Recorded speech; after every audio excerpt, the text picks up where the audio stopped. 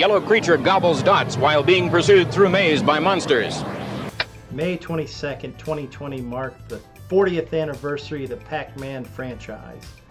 I've been a huge fan of Pac-Man throughout the years, ever since I was a small child and played Pac-Man in the arcade. It's also kind of comforting to know that there's video game characters that are older than me. For me, the original Pac-Man game is synonymous with video game, period. I feel like the character of Pac-Man himself is very iconic, that anyone who sees Pac-Man instantly knows who and what Pac-Man is. The Pac-Man formula is very simple. Once you start the game, Pac-Man is in motion, and you guide Pac-Man through a maze eating pellets while ghosts chase after him. If a ghost touches Pac-Man, he loses a life. Lose 3 lives, it's game over. Collecting a power pellet allows Pac-Man to turn the tables and chase after the ghost, eating them for additional points and removing them briefly from the map. A fruit appears on the screen periodically that can be collected for an additional point bonus. Completing a map will lead to another map. Infamously, there are 255 maps in the original Pac-Man game. Map 256 is corrupted due to a lack of memory built into the game. So otherwise, Pac-Man would have just repeated infinitely. This would return later on with the Pac-Man 256 game, which I found incredibly fun. I thought that was a nice throwback to the original formula. For me, Pac-Man is best when it's simplistic. That arcade style, easy to pick up action, you don't have to spend a lot of time explaining to someone how to play the game. Mrs. Pac-Man was an improvement on the formula. With some brighter colors and some better maze layouts, I feel like Mrs. Pac-Man is actually, in many regards, a better game than the original Pac-Man. The original Pac-Man, for me, stands out because it was the first. If I had a choice in an arcade to play Pac-Man or Mrs. Pac-Man, I'm walking to the Mrs. Pac-Man machine. Pac-Man has seen many games released throughout the years. I haven't played all of them, but I have played many of them. Beyond Pac-Man and Mrs. Pac-Man, there were multiple arcade iterations of Pac-Man in the earlier years, such as Pac-N-Pal and Super Pac-Man. Pac-N-Pal introduces a helper character that can assist Pac-Man in the maze, as well as locked doors and keys to collect to get through the locked doors. Similarly to the original series, your goal is basically to clear the map. Super Pac-Man adds a power pellet that allows Pac-Man to grow substantially in size. While this is kind of neat to see happen on screen, I don't feel that game really improved the overall formula of Pac-Man or did anything all that memorable. I don't see Super Pac-Man and Pac-N-Pal and think instantly in an arcade that, oh no, don't play Mrs. Pac-Man, let's go play one of those. That's not really how it works for me. Namco tried to take Pac-Man in a variety of different directions.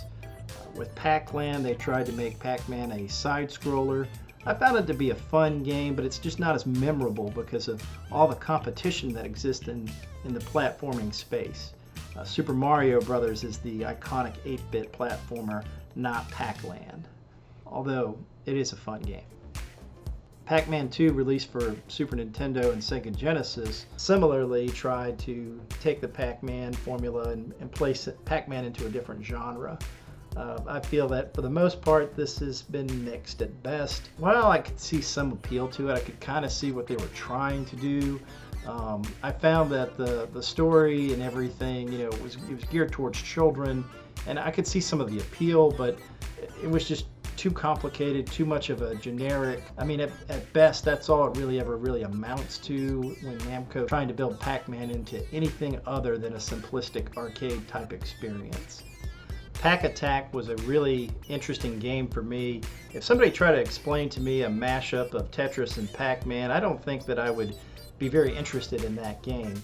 It's sitting down and playing Pac-Attack that I actually found it to be an enjoyable experience.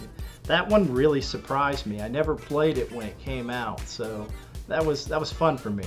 It's something I could see myself sinking hours worth of time in, just kind of relaxing and playing a bit of Pac-Attack. That was, one of the rare instances where a major deviation to the formula really was a fun, good experience. Pac-Mania tried to capture the simplistic arcade feel of the original 8-bit Pac-Man in an isometric version of the game. While I find the pseudo 3D visuals to be pleasant to the eye, the experience feels kind of marred in that the foreground sort of blocks Pac-Man in the background at times. I find it a little more difficult to center my attention on Pac-Man. A Pac-Man arrangement really surprised me. I didn't think I would enjoy this game so much, and I ended up sinking quite a few hours into it.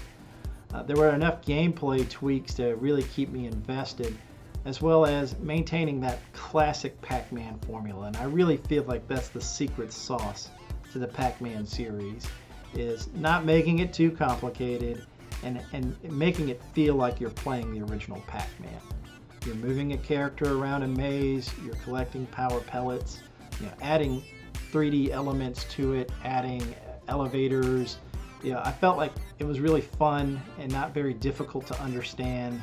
Information was presented to me quickly. I didn't have to sit through a lengthy tutorial. The evolution of Pac-Man really came to fruition with Pac-Man World, released for the Sony PlayStation originally, with sequels coming out for PlayStation 2 and GameCube. I really enjoyed this series of games. I found that the translation from a 2D side-scroller to a 3D platformer game, that really kind of worked for me. I found the graphics to be enjoyable for the time, and I felt like it was a fun experience. It was a really great experience with Pac-Man World. A little less successful, in my opinion, was Pac-Man and the Ghostly Adventures. This was when Namco really tried to make Pac-Man a big household name. They had a TV series that tied in with it.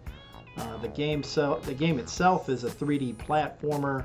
They really changed the characters in this game. They tried to create a story built around Pac-Man. Inky, Blinky, Pinky, and Clyde are all Pac-Man's friends that go to school together. Pac-Man is a younger character in this franchise. While I found it to be somewhat appealing with regard to the art style, and I did actually play both games. I found them to be simplistic, mediocre, middle-of-the-road kind of platformers. I wouldn't say they're bad games. No, they're very playable games. There just isn't anything very iconic there. There isn't anything that makes it stand out above the other 3D platformers of its time. Pac-Man succeeded the most as a simplistic arcade game, and when Pac-Man is introduced in new games, those experiences are the best when they're simplistic arcade games, in my opinion. I really enjoyed playing some of the arcade games that came out afterwards, some of the variations like Pac-Man Battle Royale, going to an arcade and having 3 friends and playing a 4-player versus Pac-Man game. I mean, that's awesome. There are very few multiplayer arcade experiences that can kind of surpass that for me. Definitely have to say Pac-Man Battle Royale's up there, for sure. For me, the high water mark is Pac-Man Championship Edition.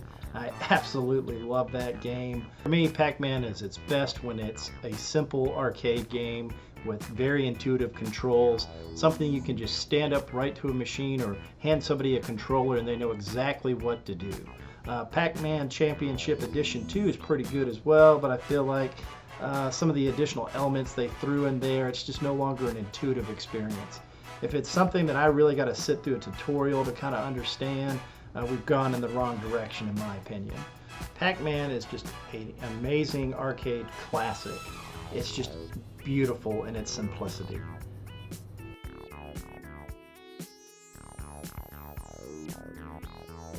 Pac-Man is known as the cute game. A voracious little yellow globe gobbles up golden dots and various kinds of fruit, all the while being pursued by 4 hungry monsters, which can themselves be eaten at crucial moments.